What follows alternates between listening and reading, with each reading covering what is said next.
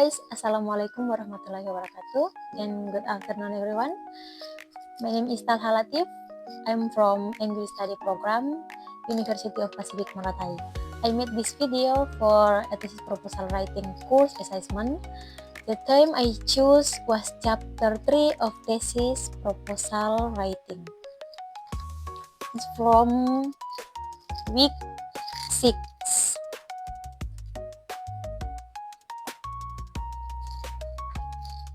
From week 6, the lecturer is Dwi Budidharma Sutrisno SSMA.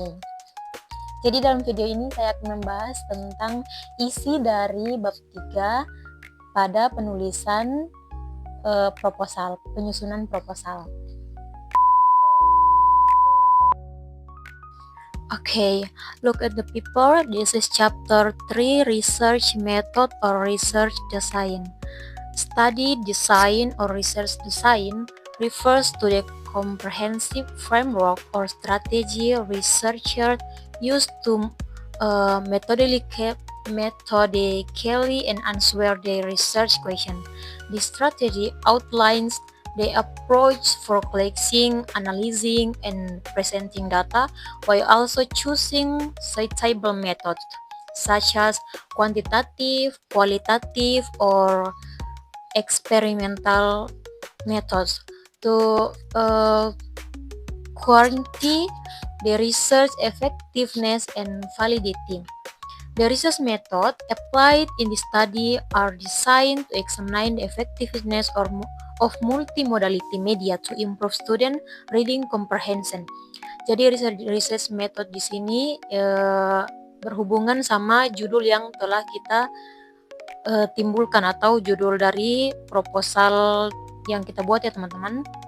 Jadi misalkan judul proposal saya adalah melihat penggunaan, mencari tahu efektivitas penggunaan multimodality dalam pembelajaran bahasa Inggris untuk meningkatkan pemahaman bahasa Inggris, pemahaman membaca bahasa Inggris siswa. Jadi dalam research design ini yang dibahas adalah yang pertama itu research design, yang kedua yaitu population and sample atau populasi dan sampel, yang ketiga adalah instrument of the research atau apa yang kita lakukan di dalam penelitian kita, yang keempat yaitu procedure of data collection technique, yaitu teknik-teknik mengumpulkan data tersebut, yang kelima atau yang terakhir yaitu data analyzing teknik menganalisis data yang telah kita kumpulkan. Jadi di research design ini ada beberapa kata kunci atau key components of the research design: identification and problem formulation. Yang pertama itu identification and problem formulation, a clear problem statement and the research question to be addressed. Yang kedua ada objective and hypothesis, the specific goals of the research and hypothesis, if any, to be tested. Yang ketiga ada theoretical framework, explanation of the research paradigma, quantitative or qualitative, and the concept employed. Yang berikut ada method of data collection, technique for gathering data such as survey, interview, observation, or experiments. Yang terakhir ada sampling technique, ada kriteria, ada size and method for selecting sample to be studied. Oke, di dalam research design ini yang kita bahas adalah semua metode apa yang kita gunakan dalam penelitian kita, jenis sampling atau sampel apa yang kita ambil, populasi apa yang kita ambil, semua dibahas di dalam research design sini. Jadi research design ini adalah bagian umum dari research method atau research design. Lihat, bisa dilihat di sini bahwa ada metode yang saya gunakan adalah experimental group, juga ada control group. Saya akan mengambil control group sama experimental group sebagai sampel. Jadi yang saya gunakan di sini populasinya itu adalah siswa siswa SMA. Sampel yang saya gunakan adalah di kelas eksperimental. Jadi kontrol grup ini ya dikontrol atau diajarkan oleh guru mata pelajaran tersebut. Saya akan menerapkan multimodality di kelas eksperimental. Oke, yang berikut ada population and sample atau populasi dan sampel. Population is the entire object or subject of the research, while sample is a portion of the population select to be used a data source in research. Yang pertama ada populasi. Populasi yang saya gunakan di sini adalah siswa SMA Negeri 5 Pulau Morotai. Totalnya ada 50 siswa. Ini adalah hitungan atau hipotesis perkiraan sementara keseluruhan siswa SMA Negeri 5 Pulau Morotai. Ini adalah populasi, dan sampel adalah perkecilan dari populasi itu sendiri. Sampel yang saya gunakan adalah 35 orang siswa di kelas 2. Jadi sampel ini dia lebih kecil. Jadi di 35 orang ini sudah dibagi, ada kelas kontrol dan juga ada kelas eksperimental. Yang berikut, instrument of the research. A research instrument is a tool used to collect and measure data in a study, such as a questionnaire, survey, test, scale, or checklist. The goal is obtain valid and credible data to answer the research question. Jadi di dalam instrument of the research ini itu akan dibahas apa saja yang kita lakukan dalam penelitian kita. Misalkan jenis penelitian saya adalah quantitative method. Otomatis saya mengajar, dilihat dari judulnya itu saya akan mencari tahu efektivitas penggunaan multimodality. Jadi saya mengajar di dalam kelas menggunakan multimodality. Dan yang saya lihat dan yang saya targetkan adalah peningkatan pemahaman membaca siswa.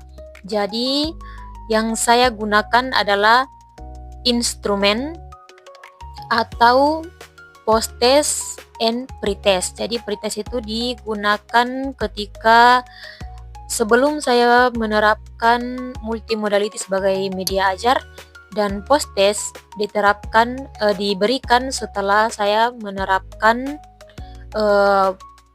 multimodality sebagai media ajar di dalam kelas.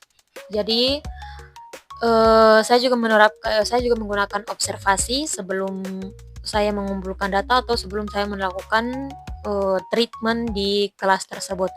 Baik, bisa dilihat di sini teman-teman, isinya itu adalah ada apa yang saya lakukan selama 6 kali pertemuan, 6 kali tatap muka dengan siswa.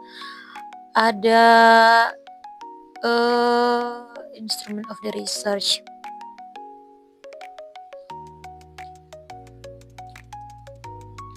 Di sini ada komponen-komponen apa yang saya gunakan di dalam penelitian saya. Ada reading comprehension test, dan ada assessment rubric.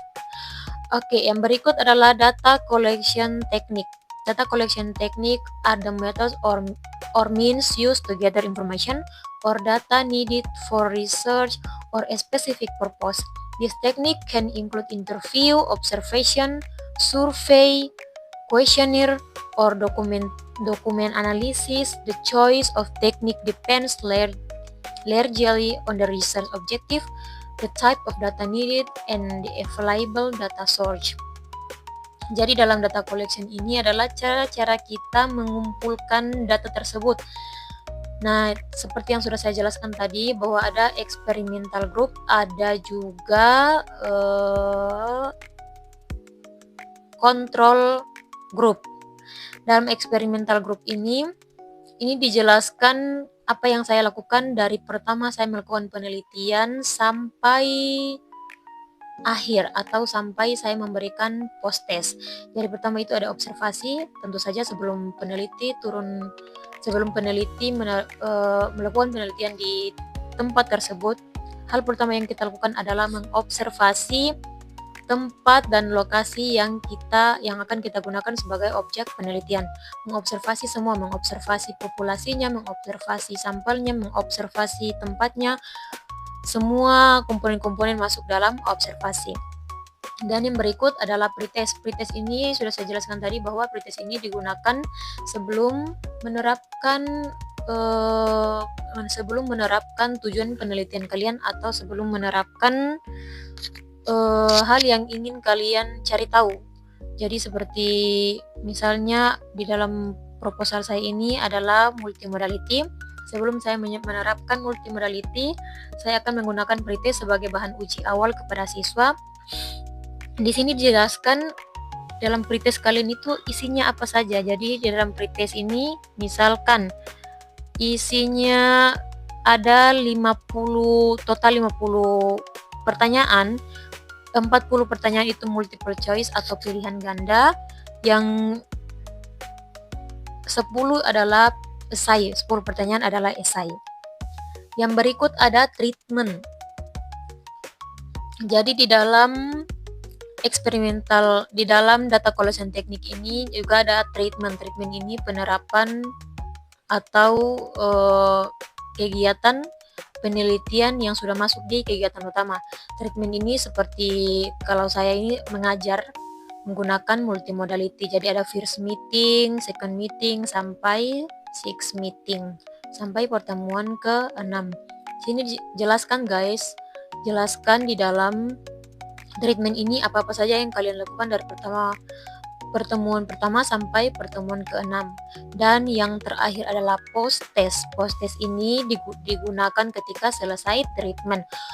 Gunanya apa? Gunanya untuk mengetahui apakah penerapan multimodality ini dia meningkatkan pemahaman membaca siswa atau tidak. Apakah nilai yang didapat, skor yang didapat di pretest ini dia meningkat setelah penerapan multimodality ini atau tidak, itu semua akan diketahui di post test. Nah, control group. Di control group ini sini yang mengajar adalah si guru mata pelajaran bahasa Inggris yang berada di sekolah tersebut. Jadi ini tidak perlu kalian terapkan treatment karena di sini adalah sampel yang sudah dibagi, yaitu control group. Ini adalah dikontrol oleh guru mata pelajaran di sekolah tersebut. Berikut ada data analysis teknik. Data analysis teknik regarding how research analysis data has been obtained. Jadi data analysis teknik ini adalah langkah terakhir atau bagian terakhir dalam research design. Di chapter 3 ini ada deskriptif statistik. Karena penelitian saya adalah kuantitatif, saya mengumpulkan data dari pretest dan post-test. Saya menggunakan aplikasi SPSS, yaitu menguji deskriptif statistiknya, menguji normality testnya, dan inferential statistiknya. Gunanya apa? Untuk mengetahui kalau data kita ini benar-benar valid dan benar-benar sudah teruji.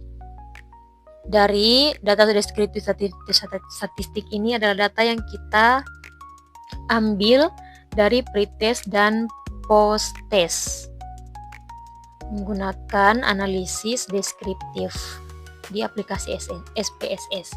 Dan normality test ini menguji apakah data kita ini normal atau tidak. Ini dijelaskan di dalam sini. Yang terakhir adalah inferential statistic. Research will use a paired sample test to determine whether there is a significant difference between the experimental and control group reading comprehension score. Jadi di sini melakukan perbandingan si siswa yang mengikuti kelas yang menggunakan multimodality dan siswa yang mengikuti kelas biasa oleh guru mata pelajaran bahasa Inggris. Kita melakukan perbandingan apakah mereka ini sama atau tidak nilainya ketika kita memberikan pretest dan post-test. Oke, itu saja teman-teman yang dibahas di chapter 3 atau research design. Oke guys, maybe just it from me. Sampai ketemu di tugas-tugas selanjutnya. Wassalamualaikum warahmatullahi wabarakatuh and bye-bye.